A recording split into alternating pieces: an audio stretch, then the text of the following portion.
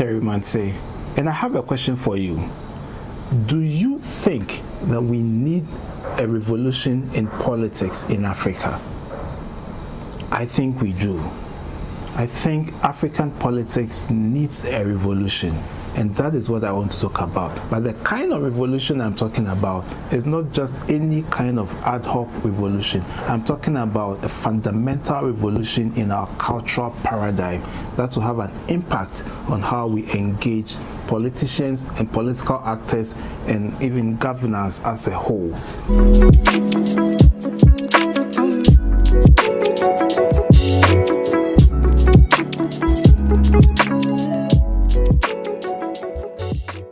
Since you love to read, you will be free forever.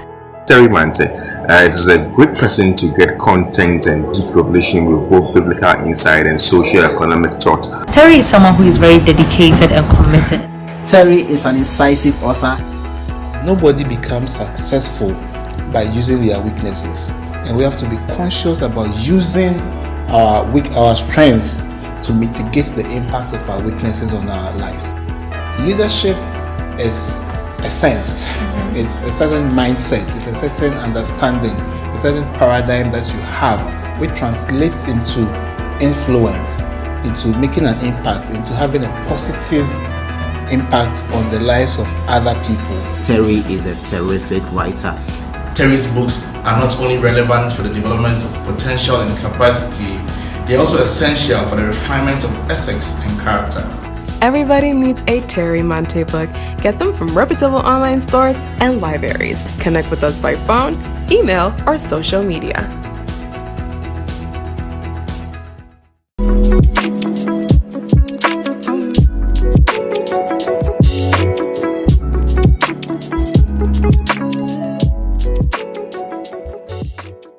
The idea of a cultural revolution in African politics is a matter I have covered or discussed in my book, When God Lost an Election, the political market of demand and supply. And among many things, one of the things I talk about is the need for us in Africa to take our politics through a cultural revolution. One of the things that we have to settle in our minds as citizens of Africa is that the contemporary African political leader is not the same as a chief. You know, in pre-colonial times, African traditional leaders, who we normally call chiefs, used to govern our societies and our countries, and they were very powerful people. They had absolute power in their territories. They were people who had to be obeyed. In fact, in some countries or in some cultures, some of these people were deified. So it meant that they were owners of their territories. That means they had the sovereignty resided in them. It also meant that they were born into special lineages. So you had to be born into a special family to become a chief. So those people were seen to be very special. They were seen to, some of them were seen to possess supernatural powers and considered the bridge between the physical realm and the spiritual realm.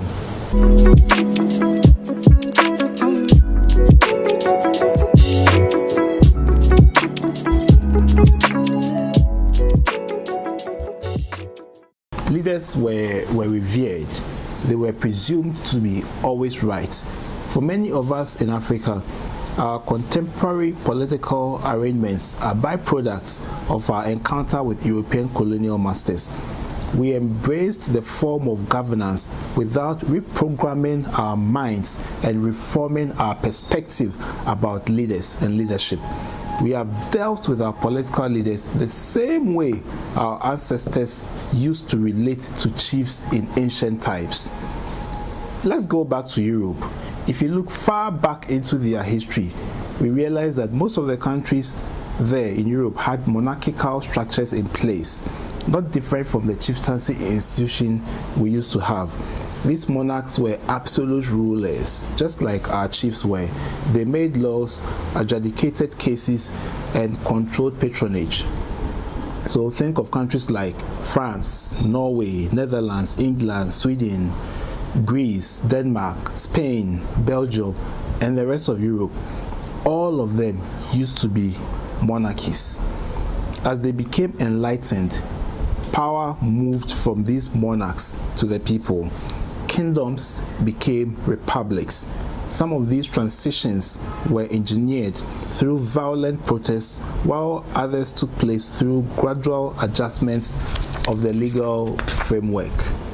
Over time, European citizens realized that their personal success and that of their country was the collective responsibility of each citizen, and not just that of a monarch and their council, not just that of a monarch and their council of elders.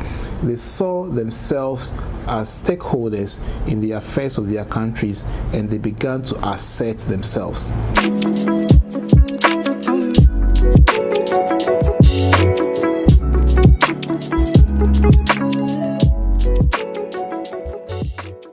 Even in European countries such as England, Sweden, Spain, Netherlands, Norway, and other places where the monarchy is still in place, we realize that these monarchs have become mere ceremonial heads with no real executive authority. The people who have executive authority are usually those who are elected by the people, and they serve at the pleasure of the people. We realize that in real terms, ultimately, sovereignty or the power to govern belongs to the people, and the people are the bosses of the leaders.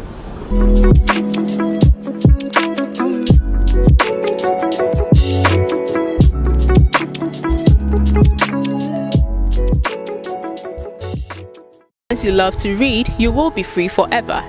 Terry Mante is a great person to get content and deep revelation with both biblical insight and socio-economic thought. Terry is someone who is very dedicated and committed. Terry is an incisive author. Nobody becomes successful by using their weaknesses, and we have to be conscious about using our strengths to mitigate the impact of our weaknesses on our lives. Leadership is a sense, it's a certain mindset, it's a certain understanding, a certain paradigm that you have, which translates into influence, into making an impact, into having a positive impact on the lives of other people. Terry is a terrific writer. Terry's books are not only relevant for the development of potential and capacity, they are also essential for the refinement of ethics and character. Everybody needs a Terry Mante book. Get them from reputable online stores and libraries. Connect with us by phone, email, or social media.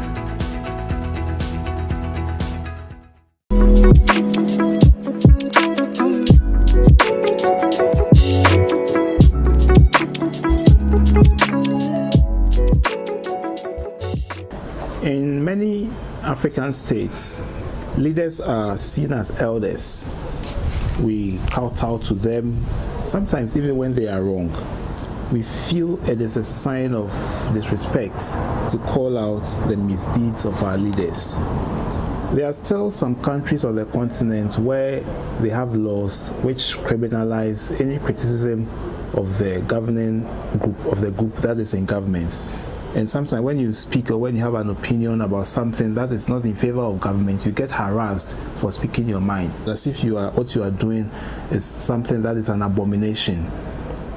But the point is that whenever we see our elected representatives, we often prefer that we have to bow to them. Sometimes the leaders call for it, or sometimes we feel that we have to bow to them, because that is how our culture has programmed us to see people who are in positions of authority.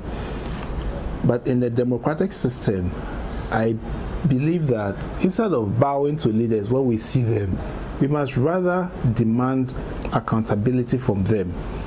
Instead of constantly seeking for favors from our leaders, we have to really charge them to work for the benefit of everybody, of the country and of our continent.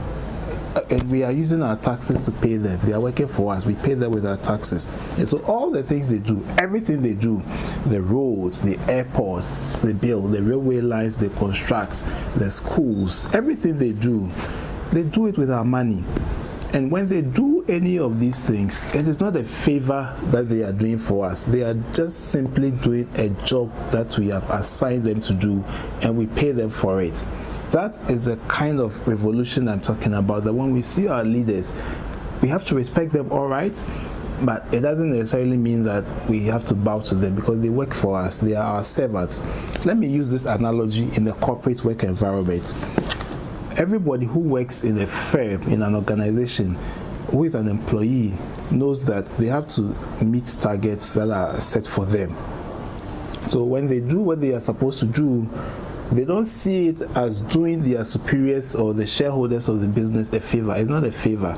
They are only fulfilling an obligation that they have. They do their work and then they also get rewarded for what they do. And that is why when employees go astray, sometimes they are rebuked, they are sanctioned for going astray. Because everything they do must be in accordance with the direction that is determined by the shareholders and the board of the company. So for all of us in Africa, it is time for us to begin to revise our paradigm. We have to revise our paradigm. While it is in order to show respect to people and to those in leadership, we must assume our rightful place as shareholders of our commonwealth. The directors and managers, who I call the leaders, they are our directors and managers. The people we put in place, they report to us, not the other way around. We don't report to them, they report to us. We should be able to rebuke them when they go astray. We must have systems for making recommendations and giving directives. Let us never forget that the president is not a king. The member of parliament is not a chief. The city mayor is not a chief. The minister of state is not a chief. They are our servants, and we are not subjects. We are citizens.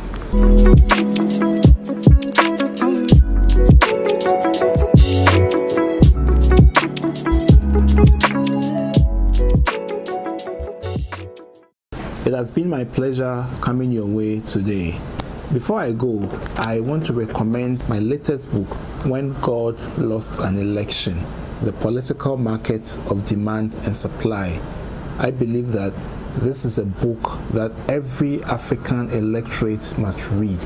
And if we embrace the ideas and the concepts, or if we interrogate the ideas and the concepts in the book, it's going to enhance our capacity to ensure that our governments across the continent work in our interest, in the collective interest of the people of Africa. Copies are available on reputable online bookstores across the world, and you may also send us a message directly via the number on the screen on WhatsApp or SMS. Thank you very much. I'm Terry Mansi.